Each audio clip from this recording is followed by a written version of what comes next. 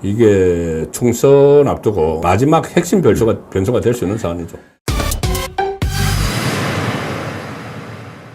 지금 조금 전에 오늘 저녁에 가장 핫한 소식은 윤석열 대통령이 지금 전공의 비대위원장을 만나서 처음으로 대화를 나눴습니다. 한 140분간 대화를 나눴는데 그 어떤 성과가 있었는지 그 부분은 잠시 후에 2부에 전해드리고, 이게 왜 중요하냐면은 의료 대란 해결이 거의 마지막 변수가 될 수 있습니다. 지금 현재 크게 마지막 핵심 변수는, 가장 큰 것은 투표율이죠.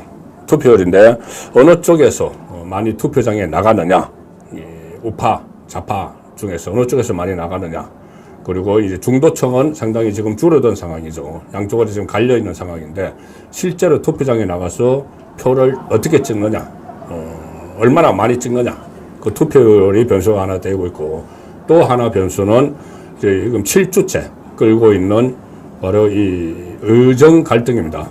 그 의학계와 정부의 갈등, 의료 대란. 이것이 처음에는 윤석열 정부가 강력하게 추진을 하면서 국민의 한 70% 정도가 지지와 성원을 보냈는데, 이게 장기화되면서 병원에서 여러 가지 사고도 일어나고, 미연에 방지할 수 있는, 미리 막을 수 있는 그런 사고도 가끔 일어나고 하니까 이게 피로감을 느끼게 되죠. 그래서 여론이 좀 장기화되면서 안 좋은 방향으로 흘러갑니다. 그래서 이것을 투표 전에 어떤 실마리를 찾거나 아니면 극적으로 타결을 하면은 선거에 상당한 영향을 미치는 그 마지막 핵심 변수가 되고 있기 때문에 그 부분도 살펴보겠습니다. 그리고 문재인 왜 선거판에 뛰어들었을까, 이런 문제를 비롯해서 조국에 대해서 또 여러 가지 조국 주변 이야기도 또 많이 나오는데, 조국의 민낯을 알 수 있는 문제가 또 하나 있습니다. 그 부분도 잠시 후에 살펴보고, 총선 판읽기에서는 지금 오늘 현재 전반적인 판세, 몇 석을 예상을 할 수 있는지, 그 근거는 무엇인지, 이런 부분도 살펴보겠습니다. 오늘 2주에 한 번씩 여론조사 발표를 하는 것이 있죠. NBS 전국 지표조사인데, 여기 보면은 상당히 고무적인 조사 결과가 또 오늘 나왔습니다. 이 깜깜이로 들어가기 직전에 나온 조사라서 의미가 있다, 그렇게 생각이 됩니다. 자, 먼저 지면 심층 분석을 해드릴 텐데, 아시아투데이. 오늘 아시아투데이가 파격적인 편집을 했죠. 파격적인 편집. 뭐냐 하면은, 보통 사설, 칼럼, 이런 것들은 신문의 오피니언 면이라고 해서 거의 신문 제일 끝에 있습니다. 제일 뒤쪽에 이렇게 배치를 하는데, 오피니언 면 사설. 이 마지막 페이지, 제일 마지막 페이지는 보통 전면 광고가 들어가고, 그 전 페이지에 사설이 쭉 이렇게 실리죠. 그런데 간혹 가다가 신문이 파격적인 편집을 할 때가 있습니다. 뭔가 정말 강하게 주장하고 싶을 때는 사설을 일면에 배치할 때가 있죠. 일면에 배치를 합니다. 이 사설이란 것은 다른 칼럼, 기명 칼럼과 달리, 기명 칼럼은 쓴 사람의 이름이 들어가죠. 예를 들어서 송국건 정치 칼럼, 송국건 정치 평론, 이렇게 제가 외부했을 때 그렇게 들어갑니다. 그런데 그렇게 되면은 그 칼럼에 대한 책임은 신문사가 지기보다 제가 집니다. 기명이 들어갔기 때문에. 그러면 신문사에서는 그 밑에 그렇게 달죠. 이 본 칼럼의 취지는 본산 논조와 다를 수 있습니다, 이렇게 답니다. 그래서 이 기명 칼럼은 이 칼럼을 쓰는 사람이 모든 책임을 지지만, 신문의 사설은 말 그대로 회사, 신문사의 입장입니다. 그래서 거기는 쓴 사람이 없습니다. 왜냐하면은 신문사의 이름으로 쓰기 때문에. 보통 논설위원실 이쪽에서 쓰는데, 그래도 논설위원실 안에 논설실장도 있고, 전부 다 데스킹도 하고 걸러서 사설을 보내죠. 자, 그런데 사설을 보통 일면에 쓰면은 한 줄 이렇게 한 사이드로 이렇게 보통 썼는데, 오늘 이 아시아투데이 사설은 일면 톱일 뿐더러 거의 일면 통단으로 사설을 썼습니다. 상당히 이례적인데, 자, 제목은 이겁니다. 국가 운명 좌우할 4.10 총선, 국민들이 깨어나야. 이게 일면입니다. 국가가 운명 좌우할 4.10 총선 국민들이 깨어나야 그만큼 경각심을 일깨워야 되겠다는 그 취지가 저기 묻어 있는 겁니다. 이게 일면입니다. 중간 제목은 4.10 총선 자유민주주의 수호 세력 대 좌파 포퓰리즘 세력 간의 대결이다. 남미, 아르헨티나와 베네수엘라 좌파 포퓰리즘으로 완전 몰락을 했다. 대한민국과 국민의 번영을 위해 모두 투표장에 나가 현명하게 투표하자. 자, 이 신문 매체에서 이렇게 파격적인 편집을 하면서 일면 톱에 사설을 올리는 것은 그만큼 상황이 녹록지 않다는 이야기도 되는 것이죠. 제가 말씀드렸다시피 총선에서 어느 쪽이 많이 투표장에 나가느냐, 거기에 따라서 국가 운명이 좌우가 된다는 이 취지입니다. 이번 총선은 자유민주주의 시장경제 수호 대 좌파 포퓰리즘 세력 간의 대결이다. 이렇게 그 규정을 하고 22대 국회의원을 뽑는 4.10 총선은 자유민주주의 시장경제 체제를 수호하는 세력 그리고 좌파 포퓰리즘 세력 간의 한판 승부라고 볼 수 있다. 어느 세력이 승리하느냐에 따라서 대한민국의 운명이 갈리게 된다. 이번 선거에서 자유민주주의 시장경제 세력이 승리한다면 대한민국이 번영을 이어나가 세계 5대 강국 대학도 가능할 것이다. 반대로 좌파 포퓰리즘 세력이 승리한다면 대한민국은 좌파 포퓰리즘 때문에 몰락한 남미의 아르헨티나나 베네수엘라의 전철을 밟을 가능성이 농후하다. 이 포퓰리즘의 위험성은 누구나 다 알고 있죠. 실제로 문재인 정부 때 그런 이야기들을 많이 했습니다. 지금 고민정 당시 청와대 대변인이 했던 이야기 저는 생생히 기억하는데 그때 코로나 때 이렇게 막 복지 포퓰리즘으로 막 현금을 막 살포를 하면서 국가는 비호라고 있는 곳이다 이렇게 이야기를 했죠. 국가는 비호라고 있는 곳이다. 물론 국가안이 차면 이제 비워야죠. 서로 나눠도 주고 해야 되는데 그러면 국가는 채울 사람은 없는데 비우기만 하면은 국고가 거덜나는 거죠. 그러면은 남미 몇 개국처럼 그렇게 돼 버리는 겁니다. 지금 그런데 이재명은 저번에 4년 전에 총선에서 코로나 포퓰리즘으로 재미를 봤죠. 현금 살포 4인 가구 기준 100만 원씩. 자, 그렇게 했는데 그래서 덕을 많이 봤습니다. 압승을 거둔 데는 사실상 그 당시 미래통합당의 공천파동 이런 것도 있었지만 이 현금 살포의 덕을 상당히 본 것도 사실이죠. 자, 그렇기 때문에 이번에는 이재명이 또 민생 지원금 1인당 25만 원, 4인 가족 기준 100만 원 또 이렇게 이야기해서 들고 나왔었죠. 그런 포퓰리즘 본인들이 지금은 정책 수단이 없기 때문에 그걸 사용하지 못하고 구호로 끝나지만 저번에 문재인 정부 때처럼 이 국간 열쇠를 맡기게 되면은 또 극심한 포퓰리즘으로 나라를 망칠 수가 있습니다. 그래서 그것을 경계를 해야 된다는 것이고 남미처럼 망하지 않도록 현명하게 투표하자 이렇게 아시아투데이 사설은 마무리를 합니다.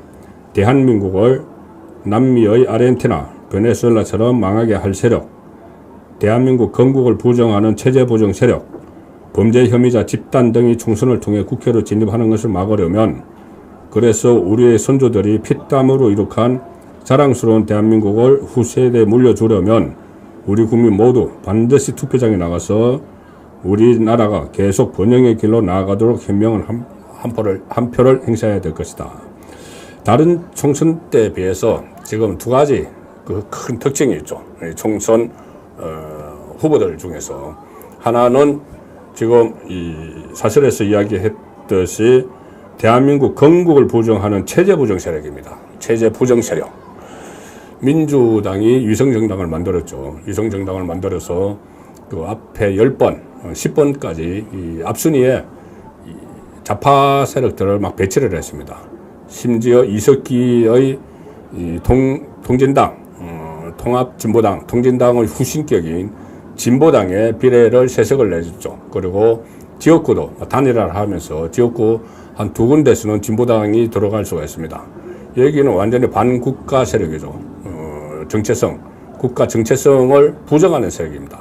그 세력들이 벌써 최소 5석 정도 국회에 들어갈 채비를 하고 있습니다. 그리고 다른 괴담 선동 세력, 이런 세력들도 지금 그 국민의힘, 이재명이 문을 활짝 열어줬기 때문에 그쪽을 통해서 지금 들어가려는 그 채비를 하고 있고, 또 하나, 이 범죄 세력, 이번에는 범죄 혐의자 집단, 바로 조국당이죠. 물론 이재명 당도, 이재명을 비롯해서 여러 가지 수사를 받고 돈봉투 받은 사람들도 있죠. 그리고 그 수사를 받고 있는 사람들도 있고, 심지어 송영길 같은 경우는 감옥에서 지금 소나무당 만들어서 거기서 나 선거운동 할 때까지 밖에 나가서 활동할 수 있게 해달라고 했다가 안 되니까 오늘 구치소 안에서 선거방송을 녹화를 하는 그런 해외 토픽감 일이 일어나고 있습니다. 거기다가 조국당, 조국혁신당이라고 하는 조국 본인이 당장 이 대법원 확정 판결을 앞두고 있는 상황에서 이 당을 만들어서 지금 전국을 다니고 있습니다. 그리고 그 조국당 안에는 항우나처럼 또 1심에서 울산시장 선거 부정개입 혐의로 1심에서 징역 3년을 받은 항우나도 그 안에 있고, 신장식, 정가 사범이라는 신장식, 이런 사람들이 무더기로 지금 국회에 들어갈 채비를 하고, 지금 그 비례대표 1번 박은정, 그 남편 이종건 이 변호사 증간여우로 41억 수주를 받고 다단계 사기 가해자 척 변호를 하면서 한 번에 22억 원을 받고, 이런 사람들이 지금 국회에 들어가기 위해서 표를 달라고 호소를 하고 있는 상황이죠. 그래서 그 세력들이 국회에 들어가면은 22대 국회는 지금 거의 난장판이 될 수 있는 그런 상황입니다. 그걸 국가 운명을 좌우를 하게 되기 때문에 4.10 총선이 국민들이 깨어나야 된다. 자, 이 취지의 아시아투데이 사설 기사였습니다. 사설 기사를 일면에 톱으로 배치하고 그 통단으로 배치를 하는 파격적인 모습을 보였죠. 내일부터 사전투표가 시작이 되기 때문에 사전투표부터 좀 운동화끈을 조여매야 된다. 자, 그런 취지에서 내보낸 것 같습니다. 사전투표에 대해서 걱정들을 많이 하시는 분들도 있고, 이게 또 조작될 거다 이렇게 이야기를 하지만, 일단 이번부터는 사전투표도 나중에 수개표로 다시 확인 작업을 다 합니다. 그리고 한동훈 비대위원장도 지금 사전투표 독려를 하고 있죠. 내일 그 사전투표에 국민의힘 모든 지역구 출마 후보 전부 다 사전투표를 하기로 했습니다.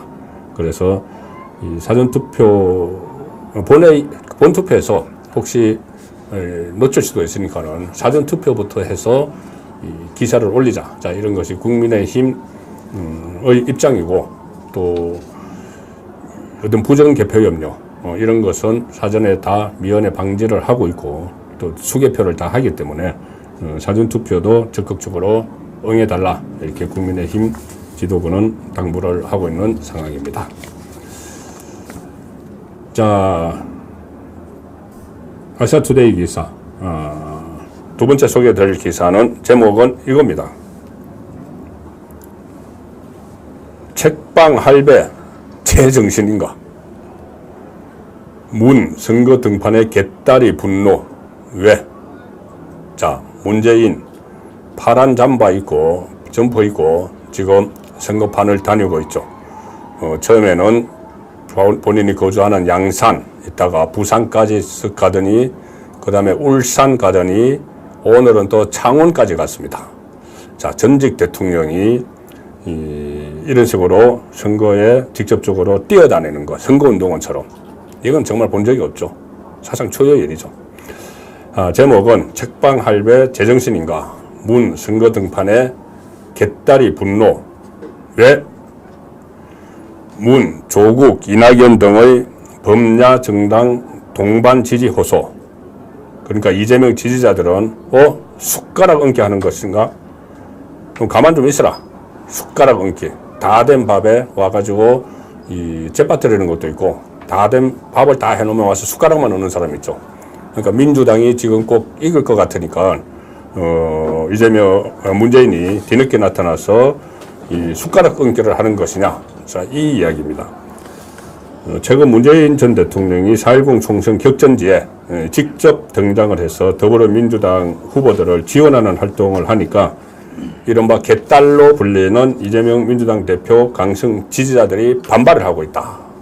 반발을 하고 있습니다. 3일 기준 이재명 대표 팬카페 제명인의 마을, 온라인 커뮤니티, 이재명 갤러리 등에는 문재인 행보를 비판하는 글이 수십여 건이 이상 올라왔는데 주로 이미 성기를 잡은 총선에 문재인 전 대통령이 손가락 얹기를 하고 있다는 비판이다. 글쎄요, 성기 잡았다는 것은 개딸들의 생각이고, 어쨌든 문재인은 이 선거판에 뛰어드는 이유가 있습니다. 잠시 후에 제가 그것을 말씀을 드리죠. 왜 뛰어드는지.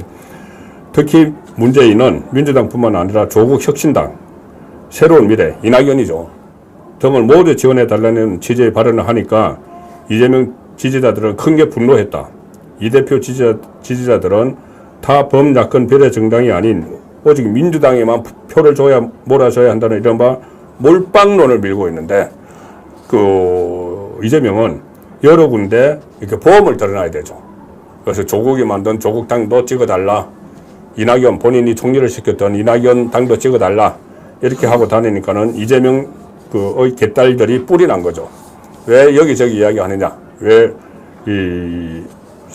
더불어민주당만 찍어달라고 해야 되는 것 아니냐. 자, 이런 이야기를 하면서 지금 문재인 쪽을 비판을 하고 있는 상황입니다. 특히 지난 2일에는 민주당 상징색인 파란색 점퍼, 이건 또 조국 상징색도 파란색 점퍼입니다. 그거를 입고 울산 지역을 방문해서 민주당 후보들을 집중적으로 지원을 했는데, 이 대표 지지자들은 아니 책방 할배는 진짜 제정신인가? 책방, 평산마을에 책방을 하고 있죠. 민주당 당원이 저렇게 말할 수 있나? 왜 민주당 당원이 조국 당을 찍으라고 하느냐 이거죠. 다 된 밥에 재뿌리기, 숟가락 얹기 등의 글을 올리며 분노했다. 자, 이제 문재인은 왜 내려왔을까요? 지금 김종숙과 같이 둘이서 다니고 있는데 봄나들이 간 건 아니겠죠? 봄나들이 간 건 아니고, 이 문재인은 다 나름대로 꿍꿍이가 있습니다. 꿍꿍이 뭐냐 하면은 크게 보면 두 가지죠. 하나는 총선이 끝나고 나면은 야권이 재편성될 가능성이 높죠. 재편성되면은 거기서 당권을 친문 쪽에서 잡는데 숟가락을 얹으려고 하는 거죠. 힘을 보태려고 하는 거죠. 지금 조국당은 사실상 조국은 당을 만들 때 문재인의 허락하에 만들었습니다. 양산에 찾아가서 민주당과 다른 정당을 만들겠다 보고를 했고, 문재인이 이해한다 해서 힘을 실어줬고, 조국당이 활동을 할 수 있도록 이재명을 구슬러서 연동형 비례대표제, 준연동형 비례대표제를 유지하도록 했죠. 이재명이 원래 그 전에 병립형으로 돌아가려고 하다가 양산에 다녀와서 양산에서 문재인이 당신이 다음에 대통령이 되려면은 범좌파를 자기 편으로 만들어야 된다. 이재명 편으로 만들어야 된다. 그러자면은 준연동형제를 해서 거기에 조금 전에 제가 말씀드린 친북 세력도 끌어들이고 계담 세력도 끌어들이고 시민사회단체도 끌어들이고 해서 범좌파 진영을 확보를 해야 된다. 그 이야기를 듣고 바로 그 다음날 이재명이 준연동형제를 하겠다고 발표를 했죠. 그런데 지금 가장 준연동형제의 최대 혜택을 보는 사람이 조국이 된 거죠. 조국. 지금 조국이 받고 있는 지지의 상당 부분은 민주당 지지층 중에서 이재명에 반대하는, 그러면은 과거 노무현, 문재인을 지지했던 그 세력입니다. 그 세력의 지지를 받고 있기 때문에 문재인 입장에서는 일단 이번 총선이 끝나고 8월 달에 전당대회를 하면은 그때 조국 세력과 지금 민주당 안에 남아있는 친문들, 이번에 다시 공천받은 사람들이 있습니다. 뭐 윤건영, 고민정, 뭐 진성준이 몇 사람들 쭉 있는데, 이 사람들과 그 조국 세력이 연대를 해서 아마 이 당권을 차지하기 위한 그런 시도를 할 가능성이 높죠. 그것이 문재인의 하나 목표고, 그래서 임종석도 그때 당에서 뛰쳐나가려고 하는 것을, 그때 그 공천을 못 받아서 뛰쳐나가려고 하는 것을 사실상 문재인이 붙잡았다는 그런 것이 정설입니다. 왜? 남아있어라. 총선 끝나고 이재명이 선거에서 이기든 지든 당권이 8월 달에 어차피 경쟁이 있으니까는 그때를 도모하자. 우리에겐 조국이 있다. 조국도 또 움직인다. 자, 그렇기 때문에 이 선거판에 지금 문재인이 본격적으로 뛰어들어서 여기저기 다니면서 이 조국, 그러니까는 개딸들이 그 발칵 뒤집어진 이유가 이재명이 지역구는 민주당 찍어달라. 그거는 조국당에서 지역구에 안 됐기 때문에. 그리고 비례대표라는 이야기는 안 하지만은 조국당을 밀어달라. 조국당은 비례대표만 냈기 때문에 비례대표는 조국당 찍으라는 이야기죠. 그러면 이재명이 이야기하는 지역구는 민주당, 비례대표는 민주당 위성정당인 더불어민주연합, 몰빵론. 이거는 말이 안 되는, 그것과 다른 거죠. 서로 이제 분리해서 찍으라는 문재인의 이야기가 되니까. 그래서 발끈하는 건데, 문재인은 이렇게 다니면서 조국에게도 눈도장 찍고, 이재명에게도 눈도장 찍고, 이낙연은 되지도 않겠지만, 이낙연 당은 되지도 않겠지만, 그래도 총리까지 자기가 시켰으니까는 그것도 한번 이야기하고 하는 겁니다. 자, 이것이 첫 번째 목표. 두 번째 목표는 사법적 서클에서 벗어나기 위한 거죠. 본인이 이 총선이 끝나고 나면은 문재인에 대한 여러 가지 수사가 본격화됩니다. 특히 지금 이상직의 전 사위, 서창호 씨가 연루된 타이스타제 탄건 관련돼서 이것은 뇌물죄에 해당되는 것이죠. 본인이 이 딸이 임기 중에 태국으로 이주를 했는데 그 이주를 했을 때 이스타제에서 이상직 전 의원이 편의를 봐주고 그 다음에 이상직은 중진공 이사장도 가고 국회의원 공천도 받았다. 그럼 이것은 빼도 박도 못하는 뇌물죄가 된다는 것이 법적의 이야기입니다. 자, 그 문제도 있고 뭐 여러 가지 수사들이 있죠. 월북몰이나 우리 공무원 월북몰이, 그리고 울산시장 선거 부정개입 사건, 여기도 지금 수사가 다시 시작이 됐습니다. 그래서 본인은 지금부터 정치적 목소리를 내야지 선거 후에 자기를 만약에 이렇게 수사를 하게 됐을 때 정치 탄압이다, 이재명처럼, 또 그런 이야기를 하기 위해서 사법리스크에 대응하는 목소리를 내기 위해서, 또 실제 자기 우군을 정치권에 만들어 놔야 되기 때문에 이 선거전에서 이렇게 앞서서 나와서 움직이는 겁니다. 어느 역대 대통령이 그냥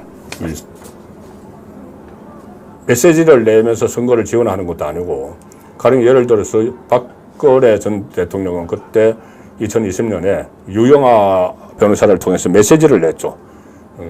이 보수 세력이 다 단결해서 선거에 임해달라, 이렇게 메시지를 냈죠. 그런 정도는 나올 수 있지만은 어떻게 이 유니폼을 입고, 선거 유니폼을 입고 파란색 옷을 입고 현장에 다니는 대통령을 지낸 사람이, 대통령은 국민 모두의 대통령이어야 되는 거죠. 그런데 자기 진영에 다시 돌아가서 우리 진영 표 찍어달라고 그렇게 하고 다니는 문재인, 다 속뜻이 있기 때문에 그런 겁니다. 아시아투데이 마지막 소개해드릴 기사는 김준혁 이야기인데, 김준혁 수원정에 출마한 김준혁 스와핑 발언 일파만파. 오늘 또 스와핑 발언을 했습니다. 한동훈 비대위원장은 그 정도면 치료를 받아야 할 정도다, 이렇게 직격탄을 날렸는데, 김준혁 여러 가지 논란을 일으키고 있죠. 그래서 아시아투데이 인터넷판에서는 스와핑 발언을 했습니다. 스와핑 발언을 한 것은 뭐냐면은 오늘이 아니고 그 전에 했던 말들이 지금 막 소환이 되는 거죠. 과거에 서울의 소리 유튜브 채널에 출연해서 과연 우리가 공화국이냐 제국주의 국가냐, 제국주의는 황제가 다스리는 나라 아니겠느냐, 지금 거의 황제가 다스리는 전근대 국가의 모습들 아니겠나, 말을 막 함부로 하고 나오는 대로 하죠. 교수라는 사람이. 대한민국이 아니라 과거의 대한제국과도 같은 모습이다. 윤석열 대통령이 갖고 있는 제국주의적 속성을 보여주면서 더 강력한 전제주의 정권을 보여주고 있는 것이다. 이런 이야기를 하다가 그 다음에 뭐라고 했냐면은 연산군 시절에 스와핑이 그렇게 많이 있었어요. 뜬금없이. 스와핑. 고위 관료들, 부부들을 갖다가 불러다가 자기가 보는 앞에서 스와핑을 시키고 자기 남편 승진시키려고 궁에 남아서 계속해서 연산과 성적 관계를 맺는 고관대작들의 부인들이 한둘이 아니었다. 이것이 현재 모습하고 뭐가 다르겠나. 자, 저 읽어드리기도 그런데, 어쨌든, 이런, 김준혁과 관련한, 기사가 계속 나오고 있는데, 이 부분은 잠시 후에 다시 한번 좀, 살펴보도록 하겠습니다. 지면 신청 분석은, 여기서 마치고, 우리, 국제신문 김경국 전 서울본부장 오래 기다리고 계십니다. 자, 모셨습니다. 안녕하세요. 안녕하십니까. 네, 반갑습니다. 네. 미리 하나 말씀드리면은, 김경국 기자와 제가 같이 이 목요일날 진행하는 것은 오늘이 마지막입니다. 김경국 기자 어디 가지는 않습니다. 저희들이, 월, 화, 수, 목, 금 이렇게 계속 돌아가면서, 진행자가 바뀌는데, 화요일 진행자로 우리 김경국 전 국제신문 서울본부장이 새로 투입이 돼서 진행을 하게 됩니다. 다음 주부터 진행을 합니다. 그래서 다음 주는 저도 따로 제가 별도로 진행을 하고 김경국 본부장도 다음 주 화요일부터 진행을 하게 됩니다. 같은 시간 8시에 진행을 합니다. 중국권의 현장 정치에서 같이 대담을 나누다가 따로 진행을 하게 되는데 코너 이름은 정하셨어요? 코너 이름을 일단 여의도 25시로 생각을 하고 있습니다. 아, 여의도 25시. 예. 좋네요. 여의도 정치를 오래 이렇게 취재를 하셨고, 여의도는 24시만 있는 게 아닙니다. 누군가 알지 못하는 시간이 1시간이 더 있어요. 여의도에서는 묘한 시간들이 있기 때문에 여의도 정치판에, 여의도 25시. 아주, 아주 좋은 장면 같습니다. 예. 자, 우선 오늘 처음에 가장 오늘 저녁에 지금 나온 이야기부터 좀 살펴보죠.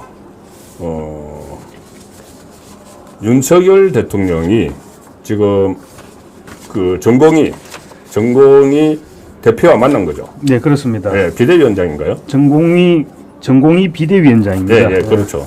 지금 전공이가 지금 가장 핵심적인 지금 반대를 하고 있는.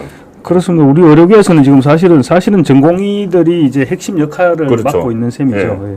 오늘 박단 비대위원장입니다. 이름이 박단. 박단 회장입니다. 박단 비대위원장인데 오늘 140분, 그러니까 2시간 20분 동안 만났습니다. 네. 윤석열 대통령은 원래 이제 어제부터 그런 얘기를 했었죠. 박단 위원장이 혼자 오든 네. 아니면 전국민 몇 명이 오든 상관계없다. 그렇게 이야기했죠. 조건 없이 만나서 얘기를 들어보겠다. 네. 그렇게 얘기했는데 박단 위원장 오늘 이제 아마 대통령실에 들어가서 만난 것 같습니다. 네. 한 2시간 20분을 만났는데 뭐 길게는 발표는 안 했습니다. 오늘 사진도 안 찍고 그냥 계속 둘이서 얘기만 계속 했는 건데 오늘 뭐 끝나고 난 뒤에 발표는 윤 대통령은 정원 논의에서 논의 과정에서 전공의들의 입장을 존중하겠다. 그리고 경청하고 그리고 처우와 근무 개선, 전공의들의 처우와 근무 개선 이런 부분, 근무 여건 개선하는 부분에 대해서 의견을 교환했다. 이렇게 이 정도 얘기가 나왔습니다. 그리고 이제 박단 위원장은 뭐 7대 요구안을 전달했다. 그러면서 이게 핵심이 지금 정원 2,000명 정원 문제 아닙니까? 그렇죠. 그래서 그 부분도 일부 논의는 되었다. 이 정도로 얘기를 했습니다. 그런데 오늘 그 앞전에 박단 위원장을 만나기 전에 대통령실에서 나왔던 얘기가 전공의는 윤 대통령 멘트입니다. 전공의 같은 경우는 이제 의료 체계에서 가장 약자다. 전공의가 전공의가 가장 약자이기 때문에 정부가 전공의를 보호해야 되고 처우를 개선해줘야 된다. 그래서 뭐 박단 위원장을 만나면 이때까지는 확실하게 만날 예정 일정은 안 잡혔을 때입니다. 예. 만나면 전공의들의 울분을 듣고 타이르는 대상으로는 절대 생각하지 않겠다. 이런 얘기를 했었거든요.